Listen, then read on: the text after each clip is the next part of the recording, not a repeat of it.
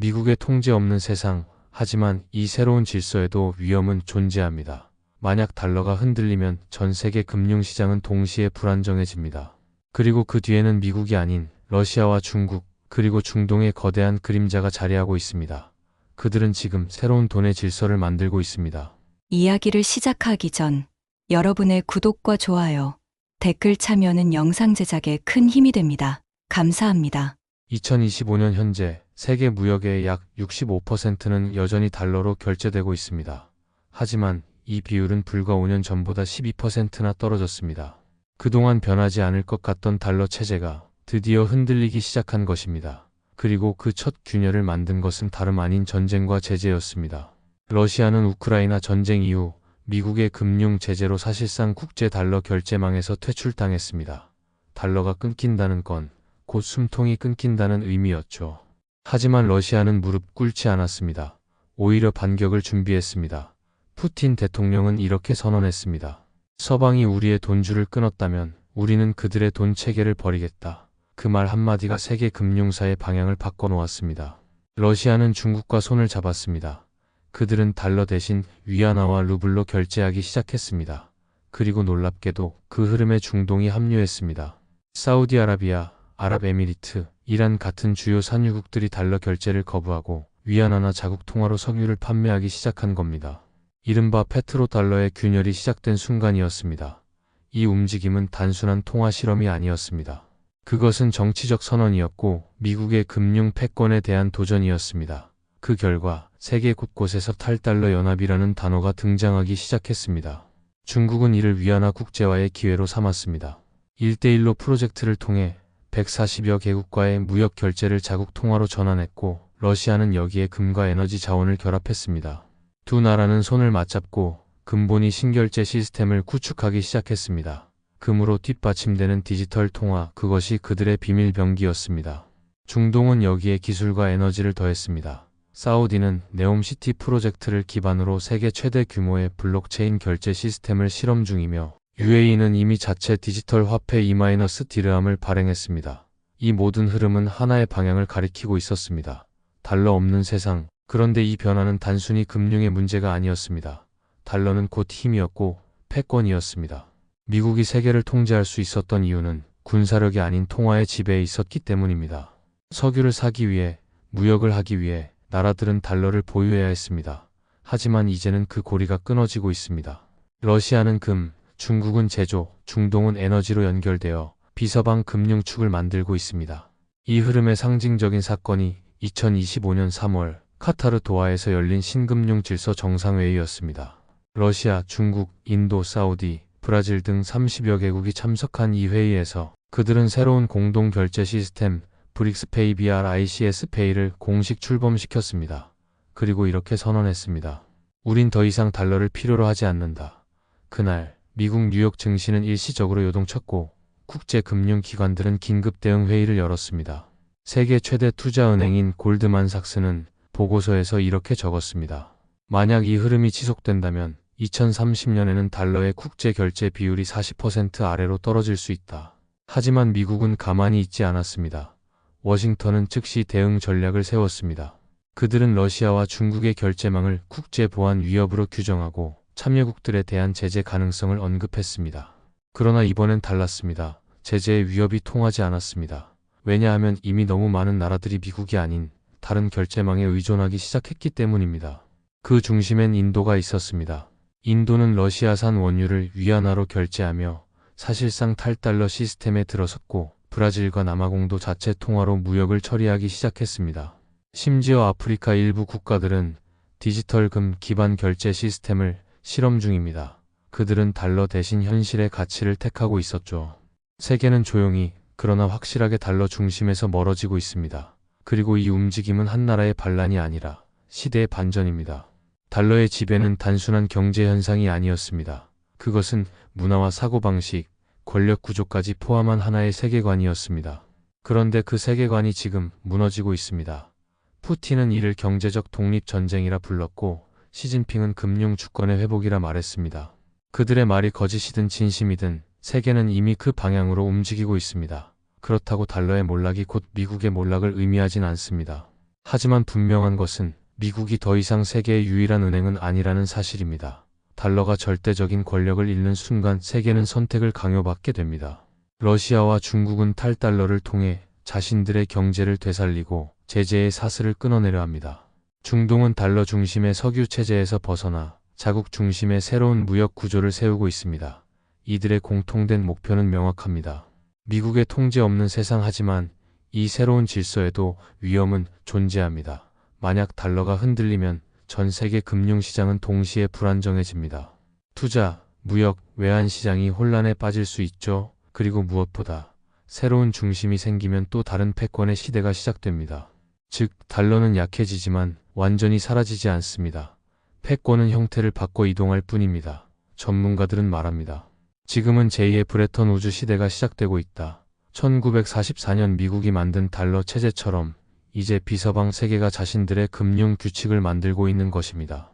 그리고 그 규칙은 신뢰가 아닌 자원과 현물에 기반합니다. 금, 석유, 곡물, 희귀광물 같은 실질적 가치가 새로운 화폐의 기초가 되고 있습니다. 러시아는 금을, 중국은 생산력을, 중동은 에너지를 쥐고 있습니다. 이 세 축이 합쳐지면 달러 없이도 세상은 굴러갈 수 있습니다. 그게 바로 미국이 두려워하는 그림입니다. 달러의 시대가 천천히 저물고 있습니다. 그 자리에 어떤 새로운 통화가 서게 될까요? 금으로 뒷받침된 디지털 화폐일까요? 아니면 각국이 공유하는 블록체인 기반 결제 시스템일까요? 분명한 건 하나입니다. 세상은 이미 달라졌다는 겁니다. 그리고 이 변화는 거스를 수 없습니다. 이제 세계는 두 가지 선택 앞에 서 있습니다. 달러와 함께 머무를 것인가, 아니면 새로운 질서에 올라탈 것인가. 이것이 바로 지금 전 세계가 목격하고 있는 탈달러의 시대입니다. 달러가 흔들리자 미국은 움직였습니다. 그리고 그 움직임은 조용하지 않았습니다. 워싱턴은 상황을 금융전쟁으로 규정했습니다. 총 대신 제재를, 미사일 대신 달러를 무기로 삼은 새로운 형태의 전쟁이 시작된 겁니다. 2025년 봄, 백악관은 긴급 국가안보회의를 열었습니다. 의제는 단 하나였습니다. 달러를 지켜라. 그 자리에 앉은 사람들은 군인이 아니라 경제학자들과 정보국 요원들이었습니다. 한 고위 관료가 이렇게 말했습니다. 이건 총성이 없는 3차 세계대전입니다. 우리가 패하면 미국의 시대가 끝납니다. 미국이 두려워한 건 러시아의 군사력도 중국의 인공지능도 아니었습니다. 그들이 만들어내는 피달러 체제였죠. 달러는 단순한 화폐가 아니었습니다. 미국의 권력 그 자체였습니다. 미국이 전 세계를 통제할 수 있었던 이유는 그들의 군함보다 강력한 무기가 바로 달러였기 때문입니다. 하지만 지금 그 달러의 신뢰가 무너지고 있었습니다. 러시아는 금으로, 중국은 위안화로, 중동은 석유로 새로운 결제망을 짜고 있었습니다. 미국은 이 흐름을 경제적 반란이라 불렀습니다. 그리고 그 반란을 막기 위해 미국은 전 세계 금융 네트워크를 재편하기 시작했습니다. 첫 번째 조치는 디지털 달러의 가속화였습니다. 미국 연방준비제도는 기존 통화 정책과는 전혀 다른 새로운 중앙 디지털 화폐 시스템을 발표했습니다. 이름은 FEDCOIN. FEDCOIN은 단순한 전자화폐가 아니었습니다. 그것은 감시와 통제의 도구였습니다. 모든 거래가 실시간으로 기록되고 국경을 넘어도 추적이 가능했습니다. 미국은 이를 통해 국제 금융의 흐름을 완벽히 장악하려 했죠. 한미 재무부 관계자는 이렇게 말했습니다. 우리가 모든 돈의 흐름을 본다면 우리는 다시 게임의 주도권을 잡는다. 하지만 문제는 내부였습니다. 미국 국민들의 반발이 거셌습니다. 정부가 우리의 지갑을 감시하려 한다. 수많은 시민단체와 자유주의자들이 거리로 나섰고 정치권에서도 의견이 갈렸습니다. 일부 의원들은 경고했습니다. 우린 달러를 지키려다 민주주의를 잃을 수 있다. 그럼에도 불구하고 워싱턴은 멈추지 않았습니다. 그들은 금융 제국을 유지하기 위해서는 감시 경제가 불가피하다고 판단했습니다. 그리고 그 중심엔 달러가 아니라 신뢰의 회복이 필요했습니다. 그래서 미국은 새로운 전략을 꺼내들었습니다. 그것은 디지털 신뢰 전략, 디지털 트러스트 스트래터지이라 불렸습니다. 이 전략의 핵심은 동맹국을 결속시키는 것이었습니다. 미국은 유럽연합, 일본, 한국, 호주 등 주요 경제권에 제안을 보냈습니다. 우리의 디지털 달러 시스템에 동참하라. 대신 그들에게 안정적인 금융 접근권과 군사 지원을 보장하겠다고 약속했습니다. 세계는 갈라졌습니다. 한쪽엔 미국의 FEDCOIN 연합이, 다른 한쪽엔 브릭스페이와 위안화 결제망이 있었습니다. 이제 전쟁은 돈의 흐름 위에서 벌어졌습니다. 미국은 정보기관을 통해 러시아와 중국의 결제망을 공격했습니다. 해킹, 데이터 교란, 사이버 금융 테러까지 벌어졌죠. 서방 언론은 이를 디지털 냉전이라 불렀습니다. 그러나 러시아와 중국도 가만히 있지 않았습니다. 그들은 자신들의 네트워크를 분리된 인터넷망으로 옮기고 모든 결제를 암호화했습니다. 달러의 제국은 처음으로 통제되지 않는 돈을 두려워했습니다. 그리고 그 두려움은 현실이 되었습니다. 2025년 7월 세계 금융시장에서 전례 없는 일이 벌어졌습니다. 세계 3위 금 생산국인 남아프리카 공화국이 미국 국채를 전량 매각하고 그 대금으로 중국의 디지털 위안화를 매입한 것입니다. 이는 단순한 경제 행위가 아니라 상징적인 탈달러 선언이었습니다. 그날 뉴욕 증시는 급락했고 달러 가치는 5% 떨어졌습니다. 미국의 신용 등급은 하락했고 CNN은 헤드라인으로 이렇게 썼습니다. 달러, 믿음의 위기와 맞서다. 하지만 미국은 반격을 준비하고 있었습니다. 그들은 금융만으로는 전세를 뒤집을 수 없다는 걸 알고 있었죠. 그래서 미국은 정치와 군사의 결합 전략을 꺼내 들었습니다. 그들은 중동으로 향했습니다. 사우디아라비아 탈달러 움직임의 중심이자 세계 석유의 심장 미국은 이곳을 다시 끌어들이기 위해 막대한 외교 공세를 펼쳤습니다. CIA와 국방부가 공동으로 주도한 이 작전의 이름은 아퍼레이션 앵커. 그들은 사우디 왕실에게 새로운 제안을 했습니다. 우리가 에너지 안보를 보장하겠다. 대신 석유 결제는 달러로 유지해달라. 그 제안의 대가로 미국은 사우디의 네옴시티 프로젝트에 대규모 투자를 약속했습니다. 하지만 사우디의 대답은 간단했습니다.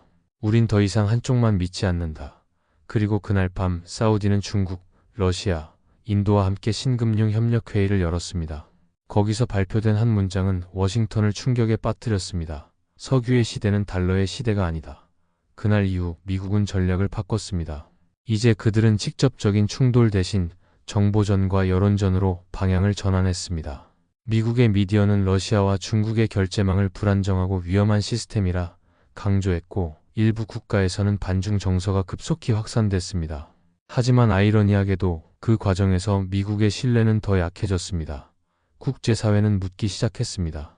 달러는 정말 안전한가? 그 질문이 가장 무서운 공격이었습니다. 그러던 2025년 9월 전 세계가 놀랄만한 일이 벌어졌습니다. 미 연방준비제도 의장이 공개연설에서 이렇게 말했습니다. 우린 세계를 위해 달러를 지킨 것이 아니라 우리 자신을 위해 지켜왔다. 그 발언은 실수였지만 이미 늦었습니다. 그 말은 전 세계 금융시장에 불을 질렀습니다. 달러는 하루 만에 8% 가치가 폭락했고 금 가격은 폭등했습니다. 그날 중국 상하이에서는 새로운 선언이 발표됐습니다. 브릭스 연합이 디지털 근본 이제를 공식 도입한 겁니다. 그리고 그날 밤 모스크바의 푸틴은 TV 연설에서 이렇게 말했습니다. 우린 이제 그들의 돈이 필요 없다. 그들이 만든 세계를 벗어날 시간이다. 워싱턴은 긴급히 대응했지만 세계는 이미 달라져 있었습니다. 그들은 자체 백업망을 가동했고 금 기반 시스템은 손상되지 않았습니다. 오히려 그 사건 이후 브릭스는 더 강해졌습니다. 이제 달러는 신뢰를 요구하는 화폐가 아니라 신뢰를 잃은 권력의 상징이 되었죠. 그럼에도 불구하고 미국은 여전히 싸우고 있었습니다. 왜냐하면 그들이 지키려는 건 돈이 아니라 질서였기 때문입니다. 그 질서가 무너지면 세계의 중심이 이동합니다. 그리고 이제 세계는 묻습니다. 미국은 과연 달러를 지켜낼 수 있을까?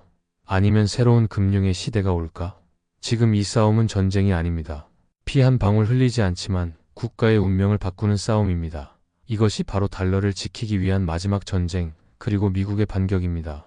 세상이 바뀌고 있습니다. 더 이상 뉴욕의 월스트리트가 세계 경제의 심장을 움직이지 않습니다. 이제 새로운 심장은 동쪽에서 뛰고 있습니다. 모스크바, 베이징, 리야드, 그리고 두바이, 그곳에서 완전히 새로운 금융의 질서가 만들어지고 있습니다. 달러 이후의 세상, 그것은 금의 제국으로 불립니다. 2026년 초 세계는 또 한 번 충격적인 장면을 목격했습니다. 브릭스 연합이 공동으로 발표한 브릭스 금화, 이름은 아우르모럼. 라틴어로 금을 뜻하는 단어였습니다. 이 통화의 가치는 달러도 위안화도 아닌 순수한 금 보유량으로 결정됐습니다. 한 나라의 중앙은행이 아닌 브릭스 국제금보유위원회가 발행을 관리했죠. 러시아는 금을, 중국은 생산력을, 인도는 인구와 시장을, 사우디는 에너지를 제공했습니다. 그리고 그들은 한 목소리로 선언했습니다. 이제 세상은 돈이 아니라 실질적 가치로 움직인다. 이 선언은 단순한 경제 뉴스가 아니었습니다. 그것은 세계 질서의 리셋이었습니다. 수십 년간 미국이 지배해온 달러 중심 시스템이 붕괴하고 실물 기반의 새로운 패권이 등장한 것이죠. 워싱턴은 즉시 경계했습니다. 백악관 대변인은 이렇게 말했습니다. 브릭스 금화는 단순한 화폐가 아니다. 그것은 체제에 대한 도전이다. 실제로 이 금화 시스템은 기존 국제결제망 SWIFT를 완전히 우회했습니다. 거래는 블록체인 기반으로 국가 간 실시간 결제가 가능했습니다. 달러로 환전할 필요가 없었고 제재도 통하지 않았습니다. 이 새로운 시스템은 마치 금으로 돌아간 인터넷 같았습니다. 이 흐름의 중심에는 러시아가 있었습니다. 푸틴은 이 시스템을 현실 경제의 폭기라고 불렀습니다. 그는 전 세계를 향해 이렇게 말했습니다. 달러는 종이였지만 금은 역사였다. 그 한마디는 서방이 만들어온 금융 신화를 무너뜨렸습니다. 그리고 그 신화의 붕괴는 생각보다 빨랐습니다. 몇 달 뒤 브라질과 남아공이 공식적으로 아우름 결제 시스템에 참여했습니다. 이어서 터키, 인도네시아, 나이지리아, 이란까지 동참을 선언했죠. 세계 인구의 절반, 석유 생산량의 70%, 금 매장량의 60%가 하나의 결제망 안으로 들어왔습니다. 그들은 더 이상 미국의 허락 없이 무역을 할 수 있게 되었습니다. 이제 달러는 세계의 공용 언어가 아니었습니다. 국제시장은 두 개의 언어를 쓰기 시작했습니다. 하나는 여전히 달러, 다른 하나는 금화 아우름. 그리고 놀랍게도 아프리카와 남미의 많은 국가들이 자발적으로 브릭스 체제에 편입되었습니다. 그 이유는 단순했습니다. 그들은 이제 미국의 제재를 두려워하지 않아도 되었기 때문입니다. 이 흐름은 미국에게 있어 치명적이었습니다. 전 세계가 달러를 신뢰하기 때문에 유지되던 체제에서 신뢰의 일부가 이동하고 있었던 것이죠. 그리고 그 신뢰의 이동은 단순한 경제 현상이 아니라 정치적 권력의 이동이었습니다. 워싱턴은 그걸 너무 늦게 깨달았습니다. 그 무렵 세계 금 시장은 혼돈에 빠졌습니다. 금 가격은 폭등했고 각국은 금을 사들이기 시작했습니다. 중앙은행의 금 매입량은 20세기 이후 최고치를 기록했습니다. 심지어 유럽의 일부 국가들도 미국의 금 보관 정책을 불신하며 자국 내 금 회수 작업을 시작했습니다. 런던의 금고가 비워지고 취리히와 두바이의 금고가 가득 차기 시작했습니다. 돈의 중심이 이동하고 있었던 겁니다. 러시아는 이미 금과 자원을 기반으로 한 루블 2.0을 발표했습니다. 이는 아우름 체제와 호환되며 실질적 자원 거래에만 사용되었습니다. 중국은 이 체제 위에 디지털 위안을 연결했고 중동은 석유와 희귀 광물을 담보로 새로운 채권 시장을 만들었습니다. 그들의 연결은 완벽했습니다. 이 새로운 금융연합은 단순히 미국을 견제하는 연합이 아니었습니다. 그것은 완전히 다른 문명적 가치관이었습니다. 미국이 신용을 기준으로 한 가상의 돈을 만들었다면 그들은 실물을 기준으로 한 실질적 돈을 만든 것입니다. 이제 세계는 두 개의 시스템으로 나뉘었습니다. 가상의 제국과 실물의 제국. 미국은 여전히 군사력과 기술로 세상을 지배했지만 그들의 통화는 더 이상 절대적이지 않았습니다. 한 분석가는 이렇게 말했습니다. 금이 돌아온 게 아니라 진짜 가치가 돌아온 것이다. 하지만 모든 변화에는 대가가 있었습니다. 달러가 약해지자 국제 금융시장은 불안정해졌습니다. 투자자들은 안전 자산을 찾기 위해 금과 비트코인으로 몰려들었고 세계 경제는 이중 구조로 나뉘었습니다. 한쪽은 여전히 달러로, 다른 한쪽은 금으로 거래하는 새로운 이원화 체제. 이 혼란 속에서 미국은 다시 반격을 시도했습니다. 그들은 유럽연합과 손잡고 디지털 서밋을 열었습니다. 목적은 하나, 서방 중심의 새로운 가상금융 질서 구축하지만 이미 세계의 신뢰는 이동한 뒤였습니다. 아무리 많은 기술을 내세워도 사람들은 더 이상 미국의 돈을 절대적이라 믿지 않았습니다. 그때 러시아의 한 방송은 이런 말을 내보냈습니다. 미국이 만든 세계는 숫자로 움직였다. 하지만 우리는 다시 무게로 세상을 재고 있다. 그것은 단순한 선전이 아니었습니다.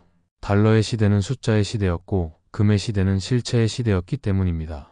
2026년 여름 사우디 리야드에서 열린 국제 에너지 포럼에서 역사적인 선언이 나왔습니다. 오늘부터 원유 거래의 60%는 아우름 결제망으로 이루어진다. 그것은 곧 페트로달러의 공식적인 종말 선언이었습니다. 그날 밤 CNN은 이렇게 보도했습니다. 달러의 시대는 끝나지 않았다. 그러나 그것은 더 이상 유일하지 않다. 하지만 푸틴은 다른 말을 남겼습니다. 이건 시작에 불과하다. 진짜 전쟁은 이제부터다. 그의 말은 단순한 위협이 아니었습니다. 금의 제국이 완성되면 다음은 자원의 제국이기 때문입니다. 그때는 돈이 아니라 에너지와 물, 곡물이 새로운 무기가 됩니다. 이제 세계는 완전히 새로운 패권의 문 앞에 서 있습니다. 미국이 신용으로 만든 제국이 저물고 러시아와 중국, 중동이 실물로 세운 제국이 떠오르고 있습니다. 그리고 이 제국은 달러를 대체하는 것이 아니라 달러 이후의 세상을 다시 쓰고 있습니다. 역사는 반복되지 않습니다. 하지만 리듬은 반복됩니다. 한 세기 전 근본 위제에서 시작된 질서가 이제 디지털 금으로 부활한 것입니다. 푸틴은, 시진핑은, 그리고 사우디의 왕세자는 알고 있습니다. 돈의 주인은 결국 누가 세상의 신뢰를 쥐고 있느냐에 달려 있다는 것을요. 세상은 지금 종이의 시대에서 금의 시대로 넘어가고 있습니다. 이것이 바로 금의 제국, 그리고 새로운 패권의 탄생입니다. 세상은 지금 보이지 않는 전쟁 한가운데에 있습니다. 총성도 탱크의 굉음도 없습니다. 하지만 이 싸움은 그 어떤 전쟁보다 치명적입니다. 달러의 제국이 무너지고 금의 제국이 부상하면서 세상은 두 개의 질서로 나뉘었습니다. 하나는 여전히 뉴욕에서 움직이고 다른 하나는 모스크바와 베이징, 그리고 리야드에서 숨을 쉽니다. 그리고 그 사이에서 세계는 점점 균열되어 가고 있습니다. 2027년 봄, 세계는 새로운 금융 대결의 문을 열었습니다. 미국은 프로젝트 리버티라는 이름으로 디지털 달러 블록을 완성했고, 브릭스 연합은 근본이 디지털 결제망 아우름넷을 전면 가동했습니다. 그 순간 전 세계의 거래가 두 갈래로 갈라졌습니다.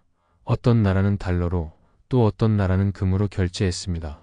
그리고 그 경계선이 전 세계 정치의 경계선이 되었습니다. 미국은 자신들의 시스템을 자유경제권이라 불렀습니다. 반면 브릭스 연합은 이를 신자주 경제권이라 불렀죠. 그 이름이 다르듯 그들의 철학도 완전히 달랐습니다.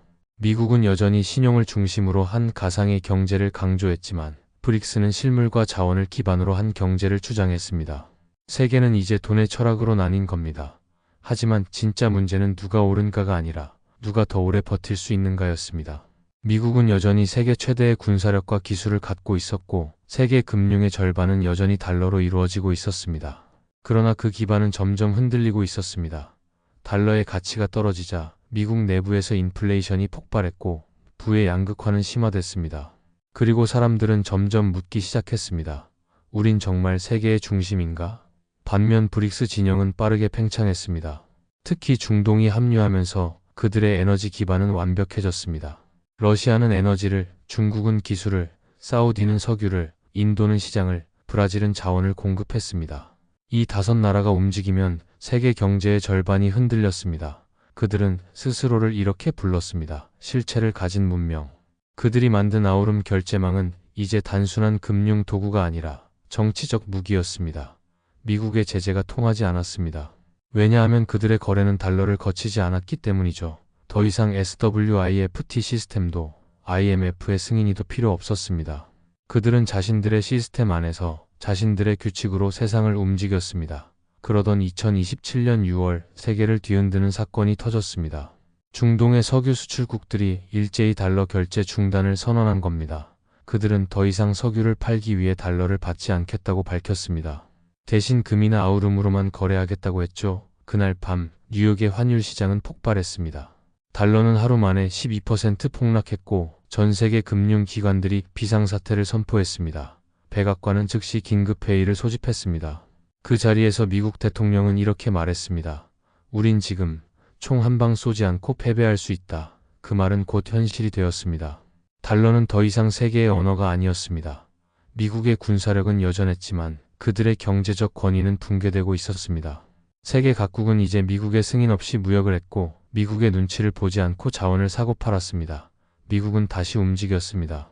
이번엔 단순한 금융이 아니라 정보 전쟁이었습니다. CIA와 NSA는 브릭스 결제망에 대한 대규모 사이버 공격을 시작했습니다. 브릭스 네트워크가 몇 시간 동안 마비되었고 그 사이 국제 거래가 멈췄습니다. 하지만 러시아와 중국은 이미 대비하고 있었습니다. 그들은 자체 백업망을 가동했고 금 기반 시스템은 손상되지 않았습니다. 오히려 그 사건 이후 브릭스는 더 강해졌습니다. 그리고 그때 전 세계 언론이 주목한 한 장면이 있었습니다. 모스크바에서 열린 기자회견에서 푸틴은 단 한마디를 남겼습니다. 이건 돈의 전쟁이 아니다. 주권의 전쟁이다. 그의 말은 전 세계로 퍼져나갔습니다. 그날 이후 세계는 완전히 갈라졌습니다. 유럽은 여전히 미국의 우산 아래 있었지만 내부의 균열이 커졌습니다. 프랑스와 독일은 브릭스와의 금 결제 일부를 허용했고 이탈리아와 헝가리는 공개적으로 탈달러를 지지했습니다. 유럽조차 흔들리고 있던 겁니다. 이제 미국의 적은 러시아나 중국이 아니라 세계의 불신이었습니다. 달러의 신뢰가 무너진다는 건 미국의 존재 이유가 흔들린다는 의미였죠. 그래서 미국은 마지막 카드를 꺼내 들었습니다. 디지털 연합 방위 조약. 이 조약은 단순한 금융 협정이 아니었습니다. 디지털 달러 시스템을 사용하는 모든 나라가 자동적으로 미국의 정보 보호와 군사 지원을 받는다는 내용이었습니다. 즉, 돈을 통한 새로운 군사 동맹이었습니다. 이 조약으로 한국, 일본, 유럽 대부분의 나라가 미국 쪽에 섰지만 세계는 이미 둘로 갈라진 뒤였습니다. 한쪽은 데이터와 신용의 제국, 다른 한쪽은 금과 자원의 제국, 그리고 그 사이에 있는 수많은 나라는 갈등 속에서 흔들렸습니다. 2027년 12월 세계는 역사상 처음으로 경제 전면전이라는 단어를 듣게 되었습니다. 미중 간의 금융 네트워크가 동시에 마비되었고 국제 거래의 40%가 멈췄습니다. 그날을 사람들은 조용한 블랙데이라 불렀습니다. 피는 흘리지 않았지만 세계의 경제는 무너졌고 수많은 기업과 국가가 파산했습니다. 그 와중에도 푸틴은 담담히 말했습니다. 미국이 만든 신용은 허상이었고 우리가 만든 금은 현실이다. 시진핑 역시 이렇게 덧붙였습니다. 패권은 사라지지 않는다. 단지 이동할 뿐이다. 그리고 정말로 패권은 이동하고 있었습니다. 달러의 제국이 무너지고 금의 제국이 부상한 그 순간 세상은 다시 새로운 중심을 가졌습니다. 하지만 그 중심은 안정이 아니라 불안정한 균형 위의 힘이었습니다. 결국 세계는 깨달았습니다. 어떤 통화가 세상을 지배하든 인간은 여전히 같은 실수를 반복한다는 것을요. 권력은 늘 돈 위에 세워지고 돈은 늘 누군가의 손에서 또 다른 손으로 이동합니다. 달러가 그랬듯 금도 언젠가 똑같이 흔들릴 것입니다. 그러나 지금 역사는 새로운 이름을 썼습니다. 달러의 시대가 끝났다. 이제 세상은 묻습니다. 누가 다음 시대의 주인이 될 것인가? 그 질문의 답은 아직 아무도 모릅니다. 하지만 한 가지는 분명합니다. 패권의 균열은 이미 시작됐고 그 균열 속에서 새로운 질서의 전쟁이 계속되고 있다는 사실입니다. 영상을 즐겁게 보셨다면 좋아요, 구독 부탁드립니다. 감사합니다.